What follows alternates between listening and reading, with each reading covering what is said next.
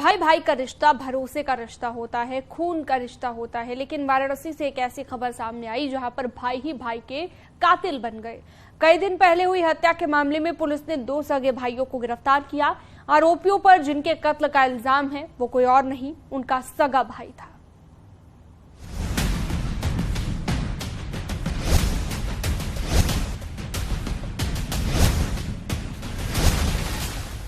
बुनकरों की लड़ाई जान पर आई।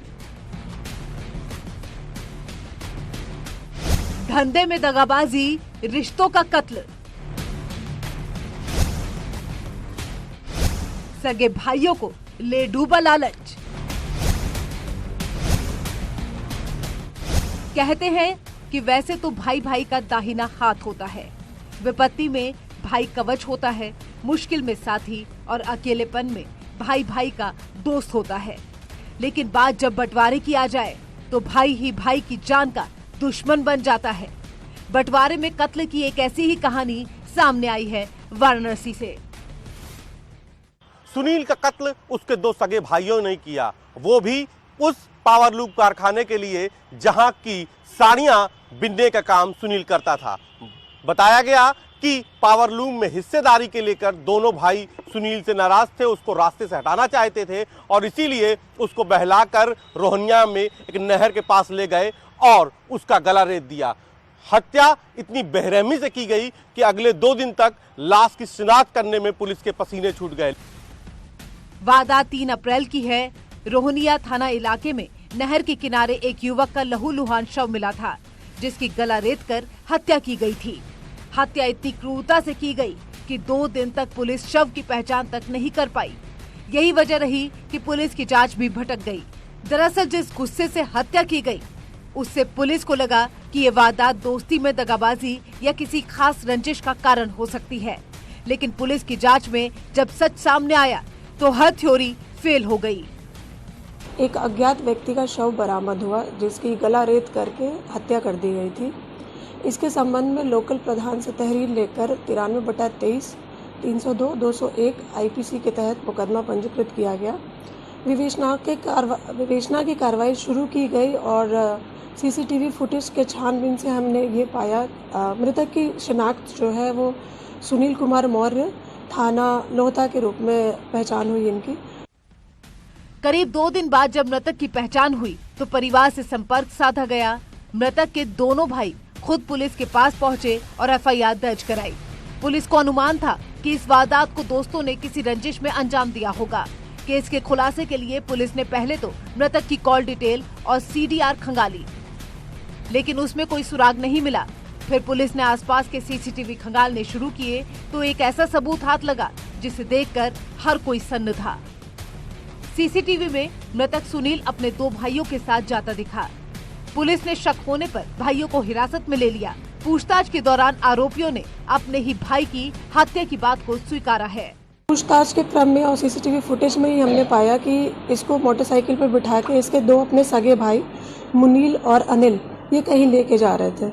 उनसे गहराई से छानबीन की गई तो पता चला कि उन्होंने स्वीकार किया कि घर में पावरलूम संबंधी कोई बंटवारे की विवाद थी, उसी को लेकर इन दोनों भाइयों ने उसकी हत्या कर दी थी।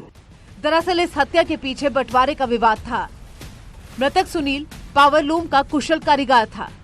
उसने पावरलूम के कारोबार में अपने भाइयों को भी शामिल कर रखा था। लेकिन तीनों भाइयों के बीच धंधे में हिस्सेदारी को लेकर विवाद हो गया, जिसके बाद 2 भाइयों ने मिलकर तीसरे भाई को मौत के घाट उतार दिया। आरोपियों ने बहाने से अपने भाई को बाइक पर बिठाकर घुमाने ले जाने की बात कही, लेकिन जैसे ही बाइक नहर के किनारे पहुंची, पीछे बैठे भाई ने बीच में बैठे भाई का गला रेत कर हत्या कर दी और उसके बाद उसे मरने के लिए वहीं छोड़ दिया। सगे भाइयों के हाथों ही मौत के घाट उतारा गया। सुनील अपने धंधे में बेहद तेज था। यही वजह थी कि बाकी 2 भाई उससे जलते थे और काम में हिस्सेदारी भी ज्यादा मांग रहे थे। लेकिन अपने ही भाई के खिलाफ इतनी खौफनाक साजिश रचना हर किसी को सन्न कर गया। फिलहाल पुलिस ने दोनों आरोपियों को गिरफ्तार कर जेल भेज दिया है। Bureau report, news 18।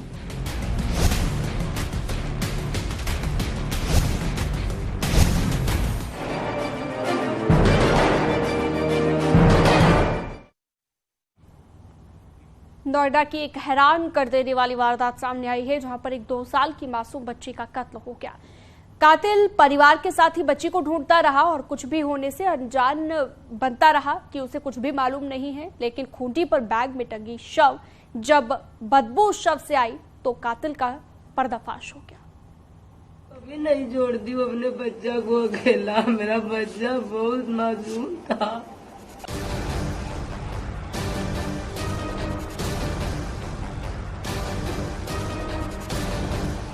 आंखों पर चश्मा, चेहरे पर मुस्कान। भला कौन नहीं इस मासूम को गोद में उठाना चाहेगा। उसकी मासूमियत का कायल हर कोई था। वो नटखट, थोड़ी शैतान, थोड़ी जिद्दी भी थी।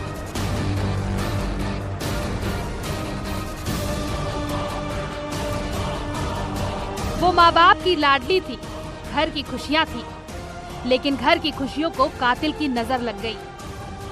ऐसी नजर कि 2 साल की मासूम को कत्ल कर कातिल ने खूंटी पर टांग दिया और परिवार वालों के साथ मददगार बनकर शामिल हो गया। लेकिन कत्ल के किरदारों की जब तलाश शुरू हुई तो पुलिस का खुलासा देखकर हर कोई सन्न था। 2 साल की एक मासूम बच्ची का शव पिट्ठू बैग में मिला है। आपको बता दें इस समय हम उसी बिल्डिंग में मौजूद हैं और ये जो घर देख पा रहे हैं, इसी घर में बताया जा रहा है कि उस बच्ची का शव बरामद हुआ। इसी गेट के पीछे एक पिट्ठू बैग में उस बच्ची का शव था। आपको तस्वीरें भी दिखाना चाहेंगे। मैं कैमरामैन से रिक्वेस्ट करूंगा नीचे दिखाइए। खून की छींटें भी आपको दिखाई देंगी कि किस तरीके से जब परिवार को शक हुआ, इन्हीं खून की छींटों के बाद परिवार को शक हुआ, जिसके बाद आरोपी ताला मार के, आप देखेंगे मौजूदा वक्त में इस घर पे ताला पड़ा हुआ है। आरोपी यहीं से ताला मार के मौके से फरार हो गया है। तारीख 7 अप्रैल, वक्त शाम 5 बजे, जगह सूरजपुर, ग्रेटर नोएडा। फैक्ट्री में काम करने वाला शिव कुमार ड्यूटी पर निकला था। घर पर माँ और 2 बच्चे अकेले थे। शाम करीब 5 बजे के आसपास साग सब्जी लाने के लिए माँ अपने जिगर के टुकड़ों को घर पर अकेले छोड़कर बाजार चली गई। लौट कर आई तो 2 साल की मासूम मानसी गायब थी।